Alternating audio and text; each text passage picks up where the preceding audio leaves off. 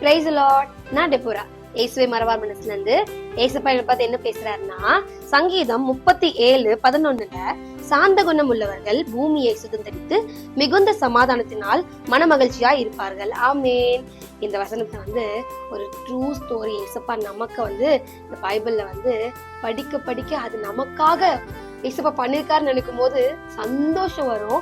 அததான் இன்னைக்கு நான் உங்ககிட்ட ஷேர் பண்ணுவோன்னு வந்திருக்கேன். என்னன்னா, ஏசப்பா மரித்து போகும்போது அவர் எப்படி மரித்து போனார்? ரொம்ப சாந்த குணமா இருந்ததுனாலதான் அவர் நமக்கான எல்லா விஷயத்தையும் அவர் பரிசுத்தமா இருந்தும் சுத்தமான ரத்தத்தை நமக்காக கொடுத்து பலியாகி நம்ம என்ன சொல்றாரு, எனக்கு போகும்போது இங்க இருக்கும்போது உங்களுக்கு என்னோட சமாதானத்தை கொடுத்துட்டு போறேன் அப்படின்னு சொல்றாரா.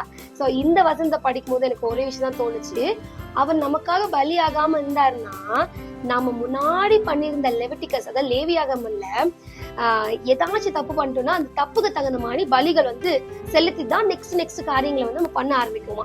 அப்போ இன்னைக்கு நம்ம ஏசப்பா நமக்காக இருந்து நம்ம ரட்சிப்புக்குள்ள கொண்டு நம்ம மன மகிழ்ச்சியா இருக்க தினந்தோறும் வைக்கிறாருன்னா, நம்ம என்ன பண்ணுமா, ரிமெம்பர் பண்ணி அவரை மறுபடியும் பலியாக்காம நம்ம பாப்டிசம் எடுத்த அந்த நாள்ல இருந்து இப்ப வரைக்கும் ஃபர்ஸ்ட் லவ் ஃபயரோட இருக்கணும்.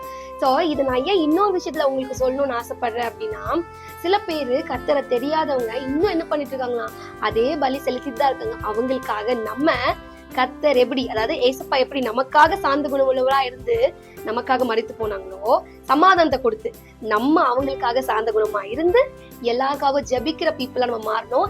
நம்ம ஜெபிச்சா நிச்சயமா ஆண்டவர் கேட்டு எல்லாரும் மாத்துவார். அதுக்காக தான் நம்மள அழைச்சிருக்காருன்னு நம்ம ஒரு விசுவாசத்தோட இன்னைக்கு நம்ம ஜெபம் பண்ணலாமா? நன்றி தகப்பனே, நேற்று இன்றும் என்றும் மாறாதவரே, அப்பா நாங்கள் தாழ்மையா பணிவுடன் ஆண்டவரே அனைவருக்காக ஜெபிக்கிறோம்.